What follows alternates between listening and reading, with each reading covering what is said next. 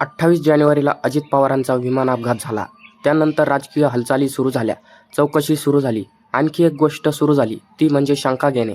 अजित पवारांचा विमान अपघात नसून घातपात झाल्याची शंका घेणे. ही शंका सामान्य लोकांकडून घेतली गेली. कुठल्याही लोकप्रिय व्यक्तींची अपघातानंतर घेतली जाते तशीच, पण विषय फक्त सामान्य लोकांवर थांबला नाही. अनेक नेत्यांनी सुद्धा अशी शंका घेतली, वेगवेगळे प्रश्न उपस्थित केले. पण शरद पवार गटाचे आमदार रोहित पवार यांनी 10 आणि 11 फेब्रुवारीला मुंबई आणि दिल्लीत पत्रकार परिषद घेतली. या पत्रकार परिषदेत त्यांनी घातपात असल्याचं आपल्याला काय वाटतं हे सांगितलं आणि त्यानंतर एक नाव संशयाच्या भोवऱ्यात आलं. ते नाव म्हणजे प्रफुल्ल पटेल. राष्ट्रवादी काँग्रेसचे राष्ट्रीय कार्यकर्ते अध्यक्ष प्रफुल्ल पटेल. रोहित पवारांनी पूर्व विदर्भातला नेता असा उल्लेख केला होता, पण अजित पवारांचे निकटवर्ती आणि पक्षाचे प्रदेश उपाध्यक्ष प्रमोद हिंदूराव यांनी थेट प्रफुल्ल पटेल यांचं नावच घेतलं. रोहित पवारांनी आपल्या पत्रकार परिषदेत अनेक नाव घेतलेली. इतरांनी विचारलेल्या शंकांमधूनही अनेक नाव पुढे आली, पण संशयाच्या भोवऱ्यात प्रफुल्ल पटेलच का आलेत, पाहूयात या व्हिडिओमध्ये. नमस्कार, मी शिवराज आणि तुम्ही बघताय महाराष्ट्राची बातमी.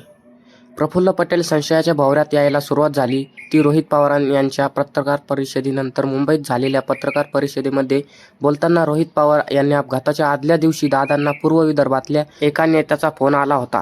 त्यांनी सांगितलेली फाईल आणायला उशीर झाला, त्यानंतर दादांनी बाय रोड जाण्याचा निर्णय घेतला असं म्हणत एका फाईलचा उल्लेख केला होता.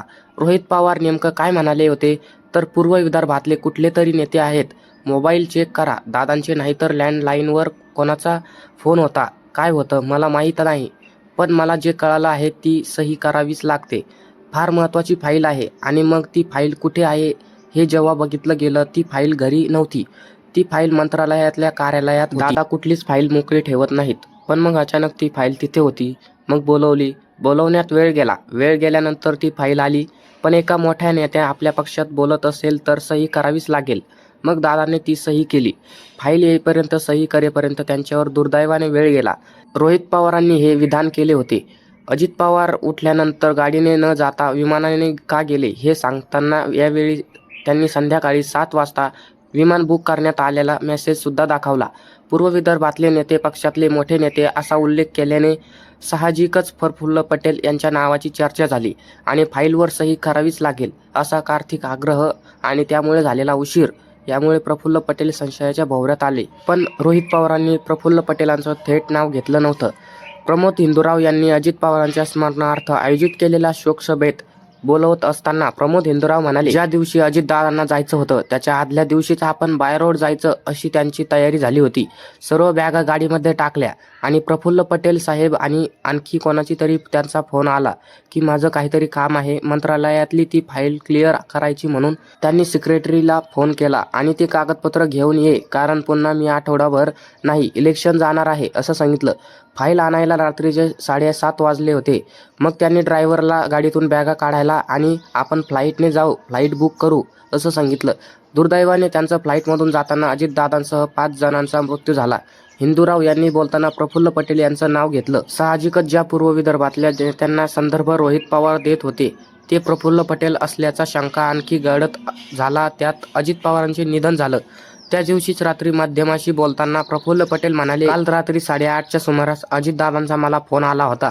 आमचं बोलणं झालं. शेवटी ते एवढंच म्हणाले, प्रफुल्ल पटेल आता भेट होणार नाही, कारण मी अर्धा दिवस बाहेर आहे. आज खरंच तसं घडेल याची कुणालाच कल्पना नव्हती. त्यामुळे आदल्या दिवशीच अजित पवार यांनी पटेल यांच्या फोनवरून बोलणं झालं होतं.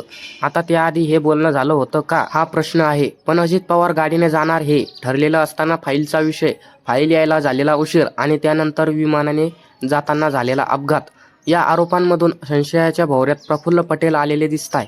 दुसरा मुद्दा, फ्लाईट मेंटेनन्सचा. रोहित पवारांनी आपल्या पत्रकार परिषदेत अजित पवार यांनी त्यांच्या मित्रमंडळीपैकी काही जणांना विमान विकत घेण्याचा सल्ला दिला होता.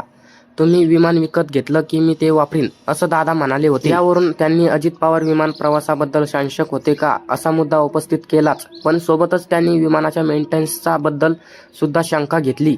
त्यावेळी बोलताना रोहित पवार म्हणाले, या देशाचे 2 MRIO म्हणजे मेंटेनन्स, रिपेअर आणि ओव्हरऑल आहेत. एक मुंबईच्या आसपास आहे, प्रफुल्ल पटेल साहेबांची मालकी आहे त्या MRIOचं असं आम्हाला त्या ठिकाणी कळतंय, आणि दुसरं दिल्लीच्या साईडला आहे. पण या VSR कंपनीकडे वेगळा MRO होता असं म्हणतात. ते स्वतःच्या कंपनीच्या माध्यमातून ही सगळी वेगळी 27 विमान मेंटेनन्स करत होते. पण जर MROचं 2च असतील तर ते लोक कोण आहेत जे लोक VSR कंपनीत आज काम करतात? पूर्वी ते कुठे काम करत होते? कोण आहेत ते? कोणी सह्या केल्या? रमेश नावाचा माणूस कोण आहे? त्यांचा काय अनुभव आहे? त्याला मेंटेनन्सचा प्रमुख का केलं? त्याला तुम्ही इन्क्वायरीसाठी घेतलं का? की तो गायब झाला आहे? असे प्रश्न रोहित पवारांनी विचारले. याआधी रोहित पवारांनी अजित पवार ज्या विमानाने प्रवास करत होते त्यात तांत्रिक बिघाड असल्याचा दावा केला होता. विमान बिघड होता म्हणून विमान हवेतच स्टॉल झालं. शेवटच्या एका मिनिटात ट्रान्सपोर्टर बंद पडला अशी अनेक शंका त्यांनी विमानाबद्दलच घेतल्या. यातून रोहित पवारांचा रोख होता की विमान बिघाड झाला असावा आणि मेंटेनन्स टीमने याकडे दुर्लक्ष केलं असावं. पण हे म्हणतात त्यांनी प्रफुल्ल पटेलांच्या कंपनीचा उल्लेख केला आणि 2-3 कंपन्यांमध्येच माणसं यात काम करतात असं विधान केलं. साहजिकच PSRच्या विमानाचा मेंटेनन्समध्ये गडबडी होती हा आरोप आणि पटेलांच्या याच क्षेत्रात कंपनी असणं हा संदर्भ जोडला गेला, ज्यामुळे साहजिकच प्रफुल्ल पटेल यांचं नाव संशयाच्या भोवऱ्यात आलं. आता रोहित पवारांनी थेट प्रफुल्ल पटेल यांचं नाव घेतलं होतं तर त्यांनी पूर्व विदर्भातले नेते असा उल्लेख केला होता. पण प्रमोद हिंदू यांनी थेट प्रफुल्ल पटेल साहेब की आणखी कुणाचा तरी फोन आला होता असं म्हणतात. प्रफुल्ल पटेलांचं नाव घेतलं आणि रोहित पवारांनी सुद्धा हिंदूराव यांचं वक्तव्याचा संदर्भ दिला.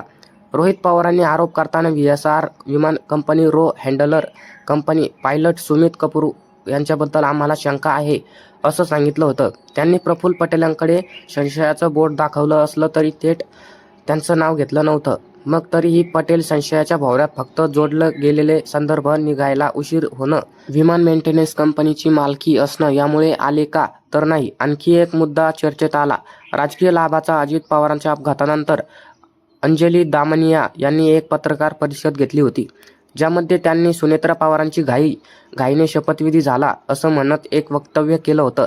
आता पुढे असणारे तटकरे, भुजबळ, पटेल एका पायावर भाजपामध्ये जायला कधीही तयार आहेत आणि म्हणून त्यांनी हा सगळा राष्ट्रवादी संपवण्याचा घाट घातलाय का असा प्रश्न मला पडलाय. त्यांच्या या वक्तव्याचा संदर्भ अपघाताशी लावून प्रफुल्ल पटेल यांच्यावर आरोप झालेच होते.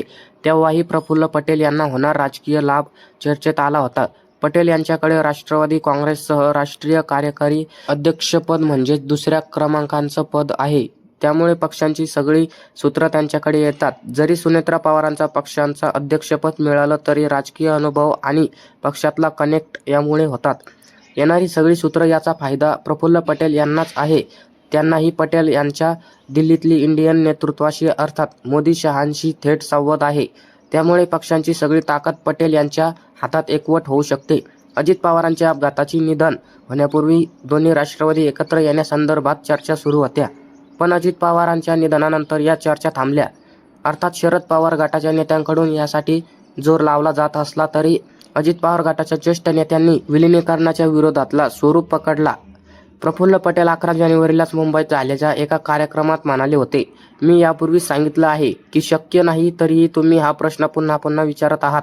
दोन्ही राष्ट्रवादी आता पुन्हा एकत्र येऊ शकत नाहीत. साहजिकच त्यांनी विलिनीकरणाबद्दलची भूमिका स्पष्ट होती. त्यामुळेच विलिनीकरणाबद्दलची भूमिका राष्ट्रवादीत मिळणारी ताकद दिल्लीत वाटणारा होईल. या राजकीय लाभाचा कनेक्शन पटेलांवर फाईलवर तातडीने सही हवी असतं. त्यामुळे उशीर झाल्याने अजित पवारांची विमानाने जाण्याचे निर्णय घेणं, विमानाचे मेंटेनन्समध्ये काम करणारी कंपनी असणं या सगळ्या आरोपांचं लावलं जातंय. त्यामुळेच प्रफुल्ल पटेल संशयाच्या भोवऱ्यात आलेत. रोहित पवार यांनी केलेला आरोप, प्रफुल्ल पटेल यांच्या भोवती उभा राहिलेला संशय याबद्दल तुम्हाला काय वाटतं कमेंट करून नक्की सांगा. आणि असेच व्हिडिओ बघण्यासाठी आपल्या महाराष्ट्राची बातमी या YouTube चॅनलला सबस्क्राईब करा. धन्यवाद.